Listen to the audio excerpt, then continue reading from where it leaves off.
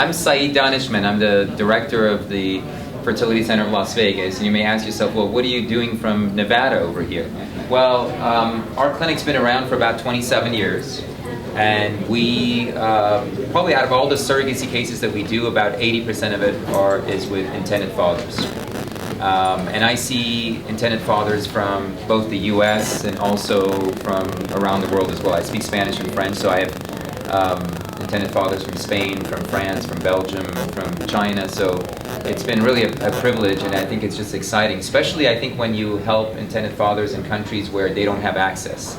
I think in the US, one of the things you appreciate when I went to France and there were, I was giving a seminar to intended fathers and there were demonstrations outside against surrogacy and gay marriage, you realize that you actually live in a country where there's a great deal of freedom and you really become much prouder of your own country. So I think in that part it was terrific, but it was great because when we had the seminar and there were demonstrations outside, they kind of whisked us out and took us, but that night I got an email from 2 intended fathers who said, we really appreciate you being in this country because otherwise we would not have access to becoming parents, and we don't want you to think of what happened today in terms of demonstrations as sort of what our people are like. So I think that was very touching, and that's why I want to continue my work over there and go to places where I think there's not as much access.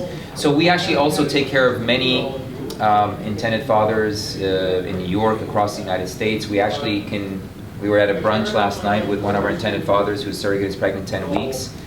We have a mentorship program, so if you guys want to get in touch with fathers who've been through the journey and just want to learn about us and how it was for them, please, just let me know and I'll get you in contact with them. It'll be my pleasure. So what I want to do actually today, instead of giving you a lecture, because you've been hearing things all day, is really ask you questions and ask what kind of concerns you have, what kind of questions you have. You've been here all day and you've been hearing all these different points of view and different information. I know it's overwhelming. So what I want to do is actually open the floor to your questions, and I think in the process of answering your questions, we're going to cover a great deal of information. So please don't hesitate. Just who would like to be the first?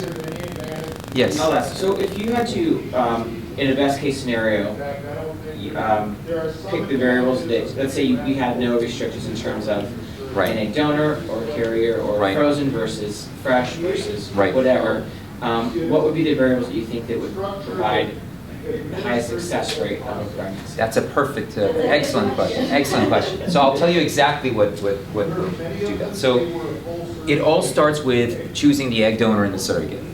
So we have very strict criteria for surrogates and egg donors. So for egg donors, for example, between 21 and 29 years of age, egg donor has to be healthy, no history of any genetic illnesses. We do a full genetic workup on them. You want to make sure that the egg donor is physically fit, because actually obesity affects the quality of the eggs and also affects the surrogate's ability to carry pregnancy, healthy pregnancy.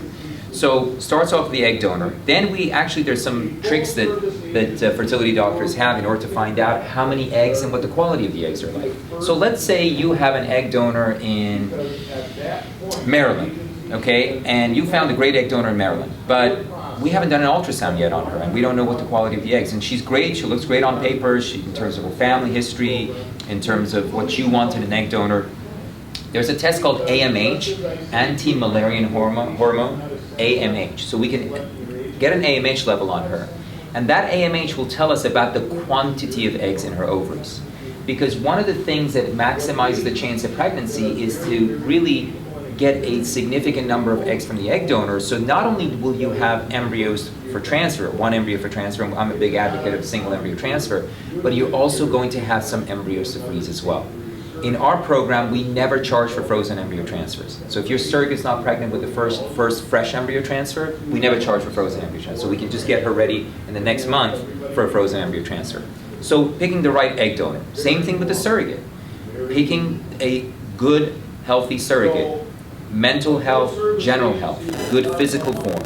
Having at least 1 or 2 previous pregnancies without complications. And so then it becomes an issue with the surrogate making sure that you go over all of her medical records. So when an agency sends me a profile for the surrogate, they send all the medical files from the pregnancies, I review all the medical files. So I actually sit down with my physician assistant. She reads the entire medical files initially. She highlights all the areas that I need to look at. We look at it and we decide, okay, this is a surrogate that we think is going to be a good surrogate for this particular couple. So surrogate egg donor. Now, the IVF process is fairly standard amongst most fertility centers, but there's a couple of nuances that can have an effect on success rates like you mentioned. So we want an egg donor that has a good number of eggs, who's healthy. What we do is we stimulate her ovaries, now we extract eggs. What's the average number of eggs that are retrieved in most fertility centers across the US? Typically about 15 to 20. 15 to 20. Out of these 15 to 20, when we fertilize them, depending on whether you want to have 50-50 fertilization, some of you are going to want to have 50% fertilization with one partner, 50% with the other. If that's the case, then we actually want an egg donor that is a high producer of eggs, because you may want 2 or 3 children.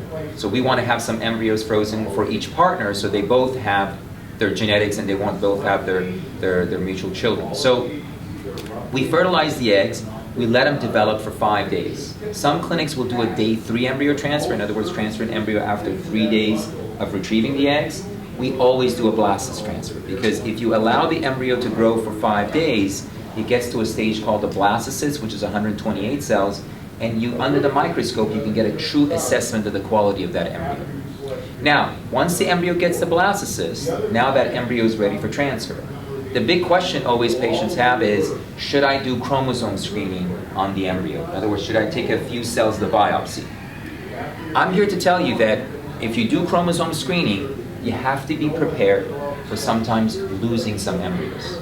So PGS, or chromosome screening, does not improve pregnancy rates, live birth rates, when you use it when the egg provider is less than 35 years of age.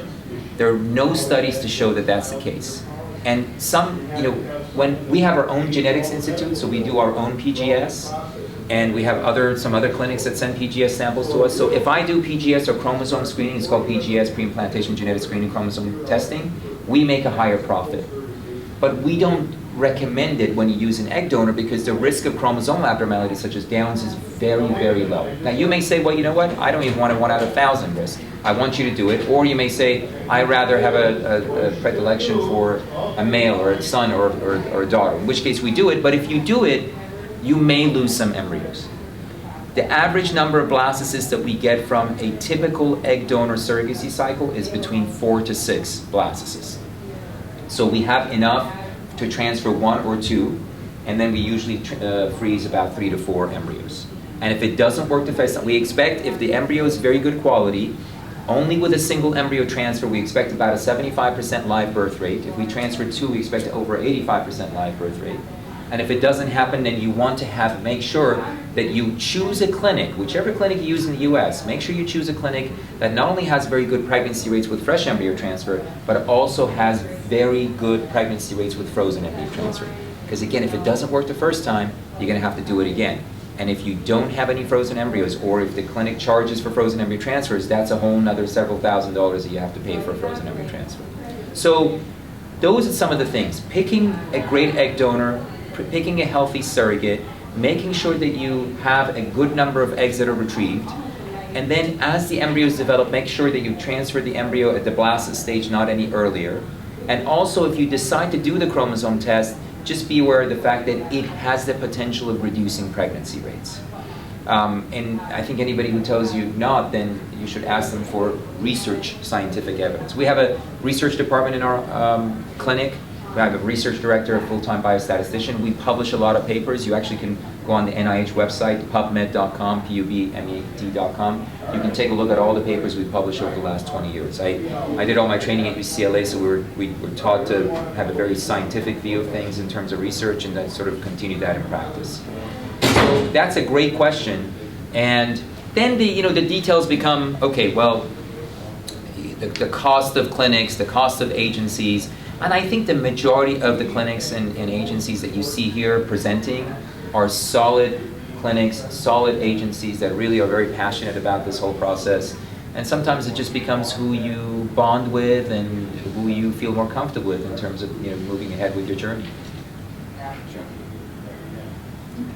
There was a mention of you have some sort of program in your clinic. Unlimited IVF program? Yeah. Can you just talk about that? So when you have, because we've had great pregnancy rates, we have something called an unlimited IVF program, which means there's one clinic fee all the way to a live birth.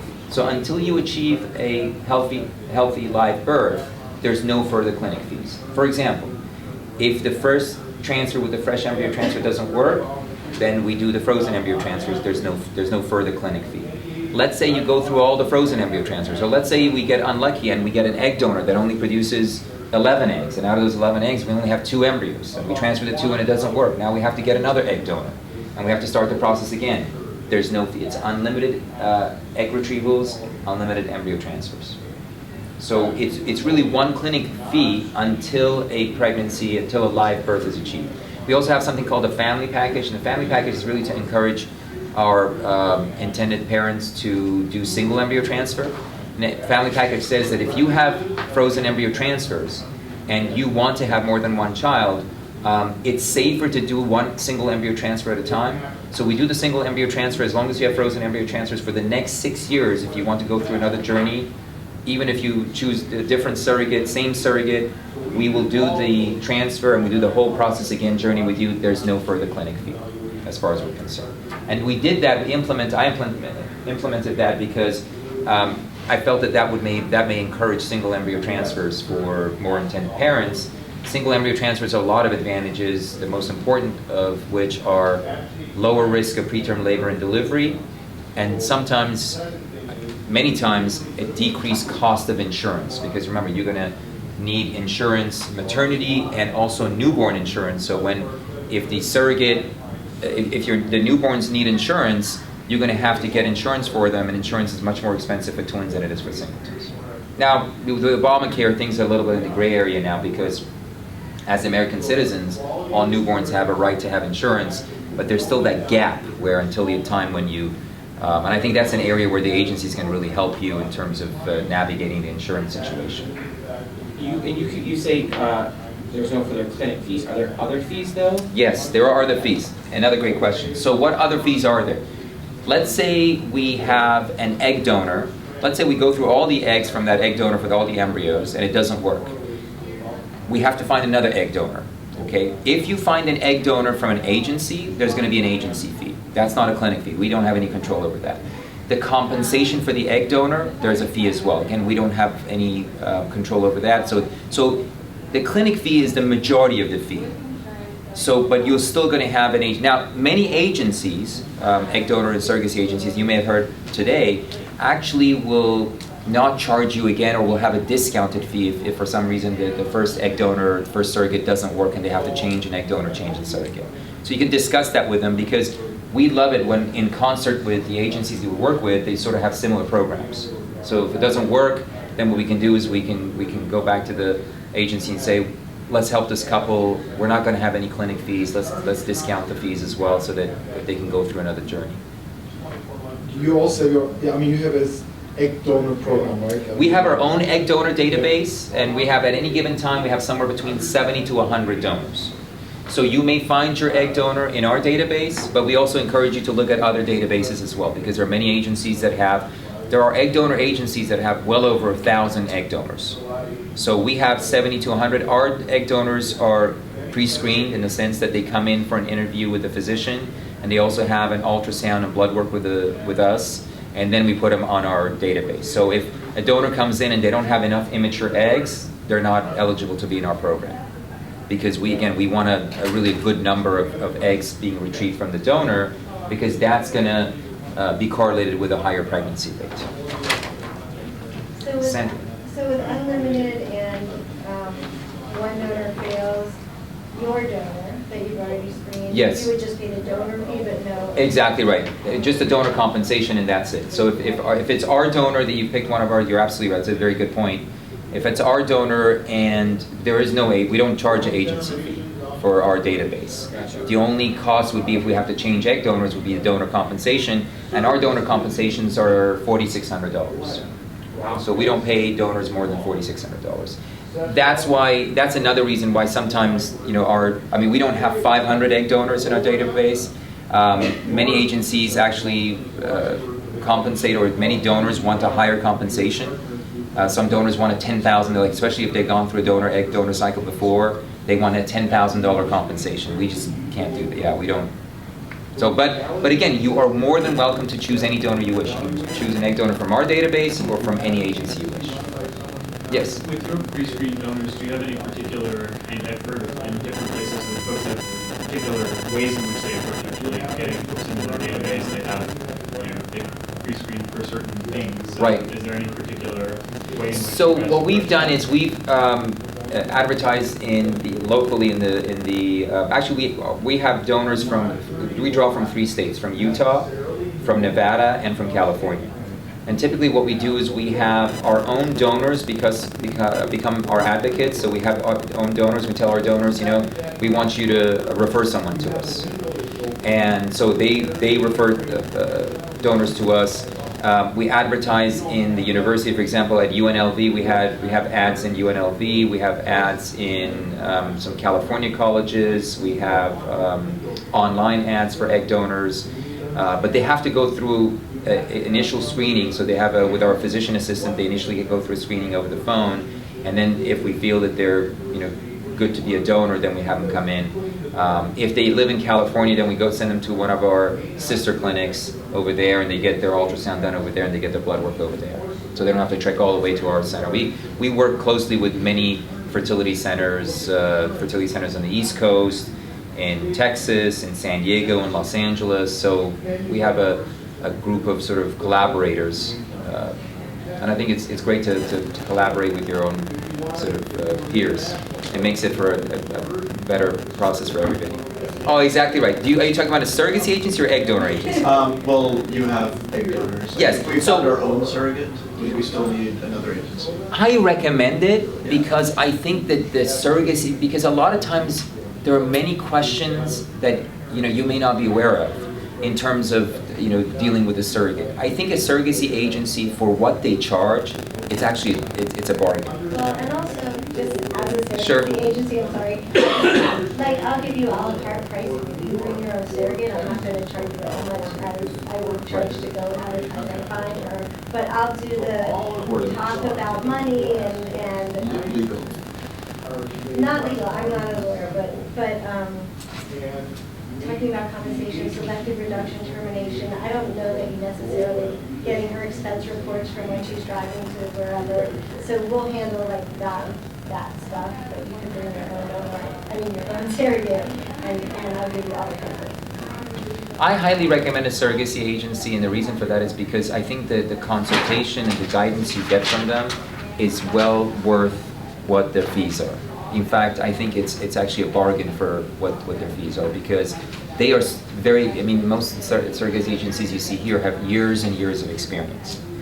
And what happens is when everything goes smoothly, everything's fine. But when there's a few glitches in if you have a great agency you work with, that's when you find out what the value is. So I never go, without an agency. It's almost like, my wife's an attorney, and I remember when we were, I was negotiating a contract. Hi, we have the next word coming. Oh, absolutely. So I was negotiating a contract, and I asked my wife, I said, can you do it? Maybe we can do it with just, she goes, no. You need an expert in this particular field.